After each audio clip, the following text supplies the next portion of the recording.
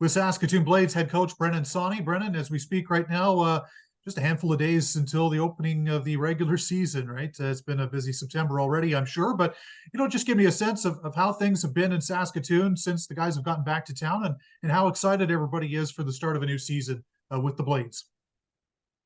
I think all the players and staff are extremely eager to get going. I think there's a common feeling of uh, this is our time. It's time to bring something special to Saskatoon, and everyone's really eager to get going and start working towards that. Yeah, and I mean, you look at last season, and certainly a memorable one, right, for the Blades. Just the adversity you overcame in the playoffs, and the mountains that group climbed, and you returned a lot of guys from that roster. So, just give me a sense of how your returnees and even some of the young guys who might have been around the team and kind of soaking in that experience. What kind of lessons they can learn from what you guys went through last year, and carry that forward.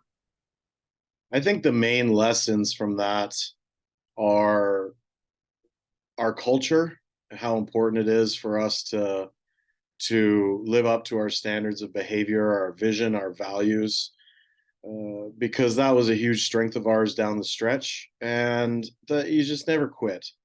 You work until the last breath. You put everything you have into this, and when you're working and doing everything you can towards success, we also have to have a lot of fun. We want our guys come May, come June to really still want to be here. There was that sense last year the guys didn't want to go home, and that's what we're working towards. So we try and work as hard as we can when it's work time, and when it's not work time, we try and have as much fun as we can. Trevor Wong recently named your captain for 2023-24. And, this is a guy that was acquired by the Blades via trade and has just seemed, at least from an external perspective, Brandon, just to really fit into your group since he's arrived in Saskatoon. Just, take me through the decision-making process there from your group, and how Trevor's going to take that responsibility on.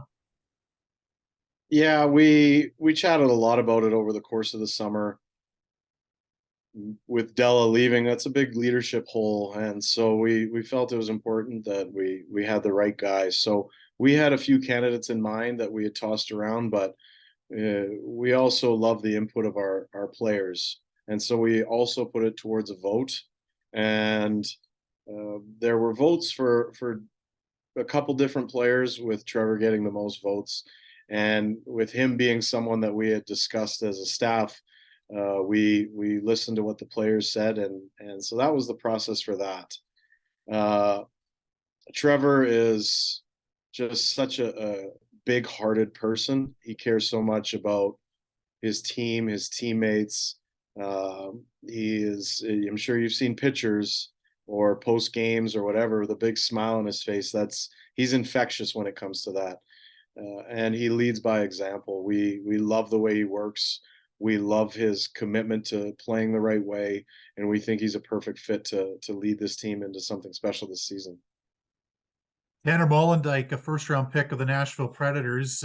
We'll get to, the other players who were selected as well. But for a guy to earn that first-round distinction and to have the cool moment of being drafted by the hometown team in Nashville, Brennan, just take me through how Tanner, obviously benefited from that experience, how your group benefited from that experience, and what Tanner's going to bring as now an NHL prospect to the Blades. I think that Tanner's second half of the season really cemented him into that first round category. His playoffs were phenomenal, and he set himself up to be phenomenal by his commitments away from the rink. I think he dedicated himself to gym time. He dedicated himself to getting the rest and nutrition that you need to play 90, 95 games, as a team who played 91 last year, including exhibitions. So you can't do that unless you're committed away from the rink. You just wear out. So, in my opinion, in our opinion as a staff, and I'm sure Tanner would say the same thing, he in the second half was extremely committed to that, which allowed him to have such a great playoffs. For all our guys, our job is to put out better human beings into the world, and as a staff to be a positive impact on the lives of players, whether it's on the ice or off the ice. Uh, for us, we want our players gone, and not in a negative way. We want our guys gone to the NHL. We want our guys gone to be the next engineers building bridges, or the next guys operating on us when we get old and need surgeries, or lawyers, or professionals. So with one of our players getting drafted in the first round, it's special for us. It's special for him. And we're doing nothing but cheering for Molly in his career, as well as trying to help him get there, because that's the next step. Your other NHL drafted player, Yegor Sidorov, I mean, different story, right? This is a guy that, it's his second go through in the draft, but I mean, you hear the stories about just what he's been through over the past 2 years, being away from home pretty much full time, and coming to North America, and just kind of finding a home in your system. I mean, that's a real story to rally a group around, isn't it? It is. It is. It just shows the toughness of that young man, frankly. Uh, Not many 17-year-olds could go through what he's gone through in his home country, as well as obviously the conflict with Ukraine and Russia, uh, not be able to go home because of that conflict at 17 years old, stay in a country that he didn't really speak the language when he got here, and take it almost as a challenge and turn it into such a positive. What an incredible story. What an incredible kid. We love Sido here. Again, we just want him to make the NHL. We want the best for him, but what an incredible story. And he's a huge part of this team. My last one for you, Brennan, is about your goaltender, Austin Elliott. He's the elder statesman in goal, and obviously you look at last year. You found success kind of with the platoon, right? With him and Chadwick kind of playing kind of, one on, one off, one on, one off. But now as a 19-year-old, Austin comes in, and he's had the experience in the league, and now gets an opportunity, I guess, to be the elder statesman on your staff. Yeah, absolutely. And I mean, Oz is a phenomenal goalie. His structure and competitiveness are excellent. Um,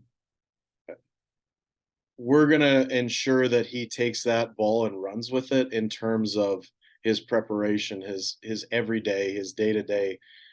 When you're playing a lot of games, um, at times I think that if it's a foregone conclusion that you're starting, you need to have a little push all the time. And so we're definitely happy with our goaltending in terms of Gardner. Hopefully he'll be able to push Elliott. And at the same time, it's not just, oh, you're a starter now, Oz. Like, it's okay, well, let's turn this into a World Junior uh, opportunity. Let's turn this into a Milich type opportunity where you're showing everyone that, hey, you guys missed me in the draft, and I'm going to show you what I'm really made of. So, well, we're definitely happy with our goaltending. There's still more to be accomplished. There's more pushes to happen, and we're ready and very eager to get that going.